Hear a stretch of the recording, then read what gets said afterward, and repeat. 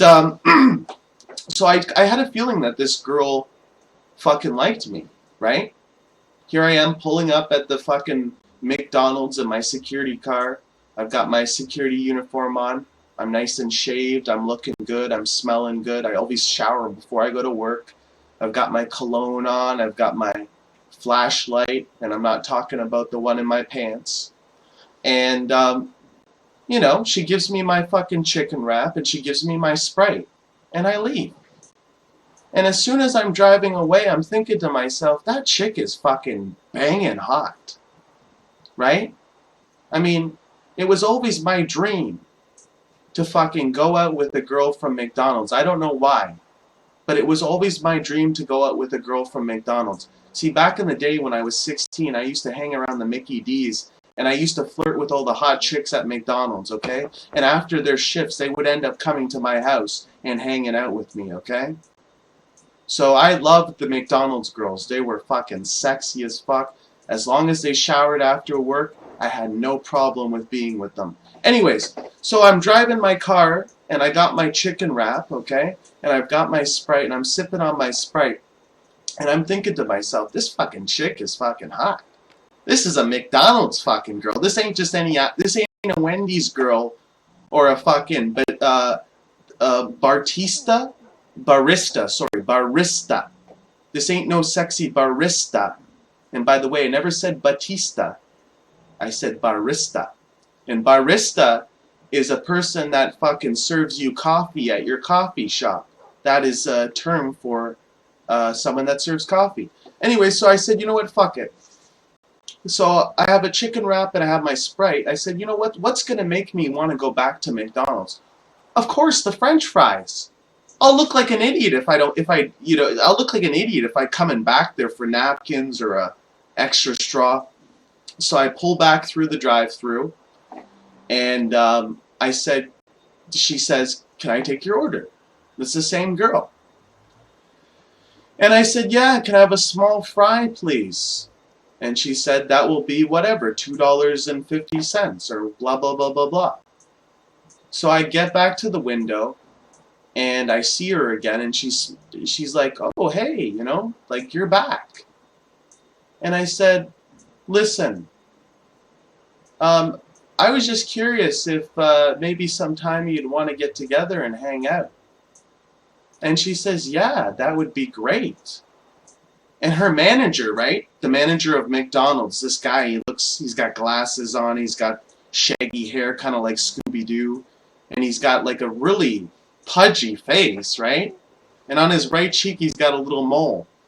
But anyways, that doesn't matter. He's looking at me, right, while she's talking to me. And I'm like, yeah, it'd be really nice if we could hang out and stuff.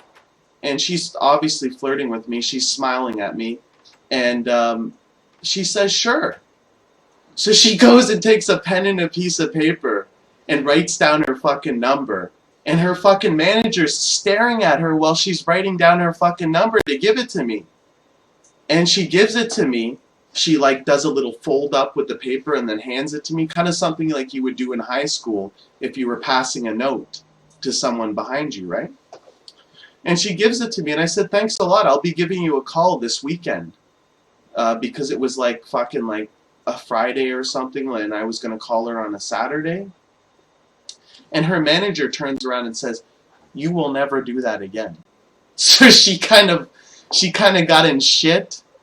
She's not supposed to be giving her phone number out while she's working.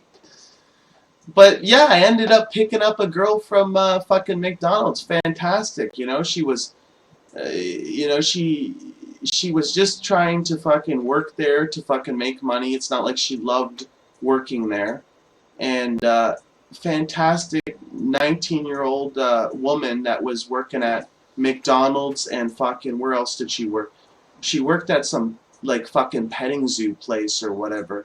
Anyways, so I'm at work one day, and she knows where I took her out on a date.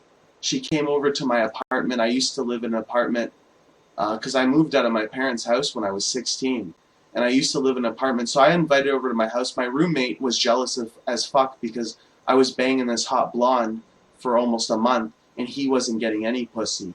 So my roommate was extremely jealous. My roommate, he was furious because he wasn't getting pussy and I was.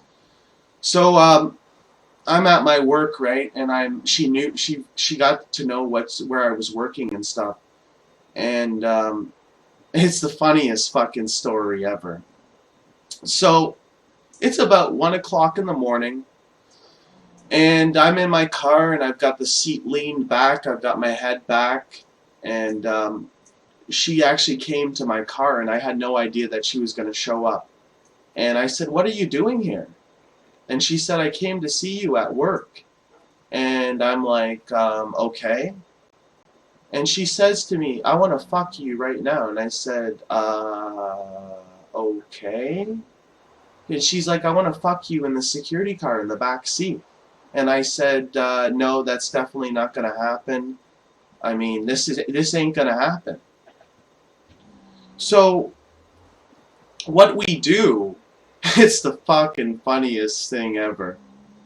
I said, "You know what, I'll make a compromise with you. We'll fuck, but we're definitely not going to fuck in the back of my car." And by the way, this is all 100% legit.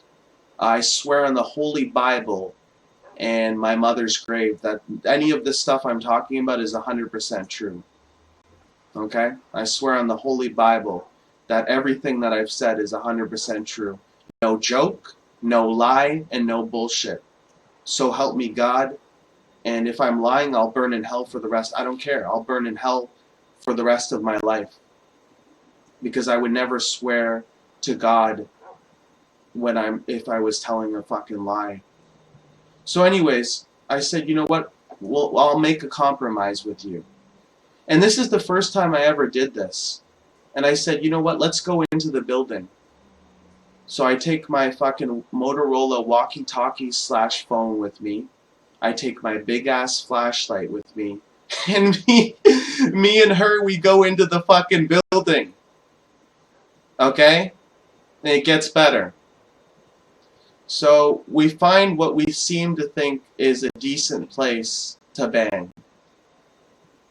And, you know, I'm not going to get into the details on how we were having sex because that's none of your fuckers' business. Okay? So it's funny because as soon as I pull out and I'm ready to put my pants back on and fucking finish my night, this is so true and it's so fucking funny. My walkie-talkie phone goes off and it's fucking John. And he says, "Adam, where are you?" And I'm like, oh shit. I just finished. I'm putting on my pants right now. And she's fucking getting dressed. And I'm like, shh. And I get on my walkie-talkie and I'm like, "John, I'm just in the building right now making sure everything's okay." And I was talking without laughing, okay? I'm just laughing now because it is a funny story and I remember it like it was yesterday.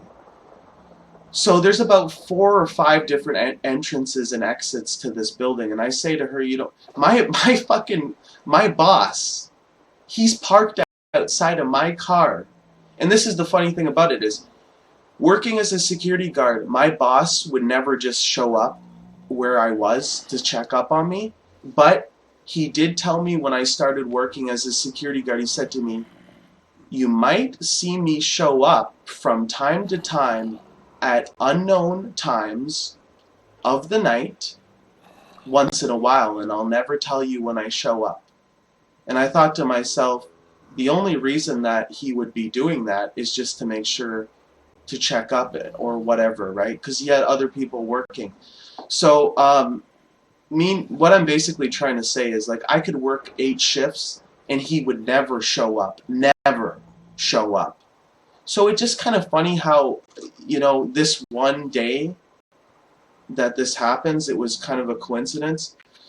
So he's on the walkie-talkie, and I'm like, basically, okay, I'll be right there. I told him I was inside the building, checking the building, which is a normal thing that I would do. So I have to tell her to go out one exit of the building as I go out another exit of the building. So I get out of the building, and I'm in a good mood.